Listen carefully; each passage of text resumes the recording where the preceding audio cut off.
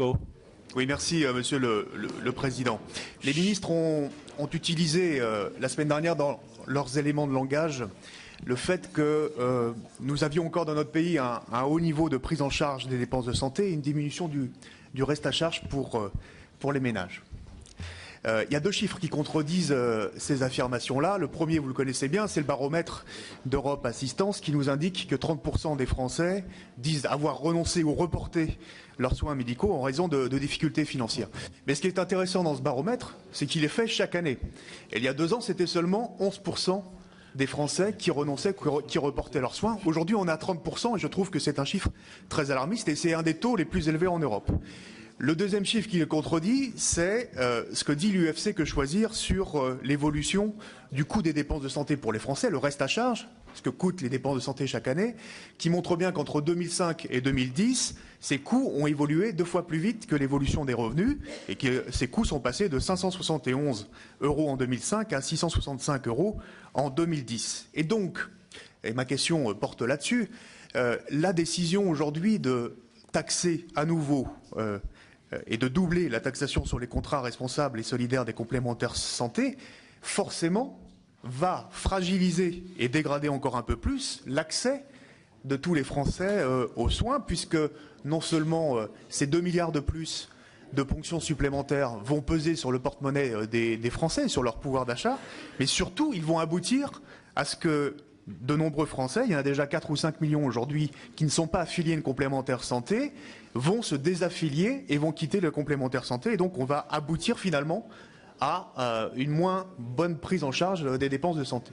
Donc c'était ma remarque par rapport au ministre Bertrand. Il nous citait la semaine dernière la GMF Santé comme bonne pratique de mutuelle qui n'augmenterait pas beaucoup ses cotisations en direction de ses adhérents à 2% seulement quand certaines vont faire 4 ou 5, voire 8%.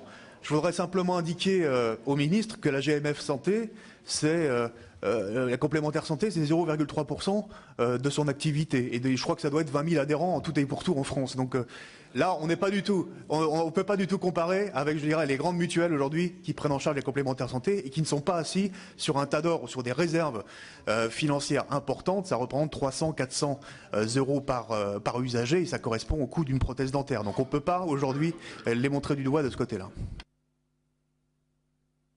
Monsieur Juanico, c'est intéressant que vous leur fassiez de la publicité pour qu'ils aient plus d'adhérents, alors, la GMF Santé. Il y en a qui n'augmentent pas, il faut leur demander comment ils font. Et il y en a qui vont augmenter de 3,5 peut-être, il y en a qui vont augmenter de moins, il y en a qui vont augmenter de beaucoup plus. Il faut qu'il y ait une transparence, tout simplement. Et ce que je veux vous dire, c'est que l'augmentation moyenne des tarifs des complémentaires ces toutes dernières années a été beaucoup plus importante que l'augmentation de la fiscalité. Pourquoi? Je pose la question, pourquoi? Quand vous avez une moyenne de dépenses sur les cotisations de 83 €, l'augmentation de la fiscalité, c'était 38. Elle est où la différence? Elle s'explique comment? Je pose la question. Je préfère l'apaisement entre tous les acteurs de la santé, mais quand je vois les publicités sur la taxe sur la santé, c'est bon, ça va. On n'est pas obligé de rechercher la polémique. En plus, j'ai de la mémoire. En 2004, quand on met en place les contrats responsables, on dit attendez, on a besoin d'une fiscalité particulière pour qu'on mette en place les contrats responsables. À la mutualité aujourd'hui, les contrats responsables, c'est 95% des contrats. On a le droit d'avoir de la mémoire et de se souvenir que l'avantage qu'on demandait à l'époque, c'était pour booster le démarrage des contrats responsables. Deuxièmement, sur le fameux baromètre dont vous parlez. Moi, vous savez, je ne comprends pas pourquoi, excusez-moi, dans l'opposition, vous vous évertuez à dire que le système de santé serait dans un tel état déplorable. Vous cherchez à faire quoi? Et pourquoi vous avez des attitudes différentes quand vous êtes élus locaux et que vous dites j'ai des bons projets pour mon hôpital, j'ai un hôpital qui tourne bien, quand au niveau national vous dites ça va pas l'hôpital, il est en train de mourir. Alors, vous n'êtes pas obligé de vous livrer à une schizophrénie sans pareil parce qu'il y a des élections. Voilà. Vous nous dites il y a 29% des Français qui refusent les soins. Lisez tout dans le baromètre. Non, pardon. Dites tout. C'est pourquoi? C'est pour l'optique et le dentaire. Et ça a toujours été le cas. N'allez pas faire croire qu'il faudrait rouvrir en urgence, comme disait Mme Royal, des dispensaires tous les 50 mètres dans la rue, parce que les Français refuseraient de se faire soigner parce qu'ils n'en ont pas les moyens. En France, je suis désolé, mais la carte qu'on vous demande, elle est de couleur verte, c'est la carte vitale, c'est pas la carte bleue comme dans certains pays. Elle est là, la vérité. Par contre, si vous faites poser un bridge avec 4 dents, ça vous coûte combien? Plus qu'un salaire mensuel. Et ça a toujours été le cas. Et dans ces cas-là, qu'est-ce que font les gens? Ils regardent à quel moment ils vont se faire. Vous avez jamais eu des gens qui vous disent faut que je prenne de l'argent pour me refaire les dents? Moi, j'ai déjà eu dans ma circonscription. Et c'est pas nouveau. Et c'est pas nouveau. Et vous savez pourquoi? Parce que les soins conservateurs n'ont jamais été assez revalorisés régulièrement, gauche ou droite. Et que du coup, on a laissé prospérer les dépassements. Et sur tous ces sujets-là, vous voulez des solutions? Prononcez-vous sur le secteur optionnel.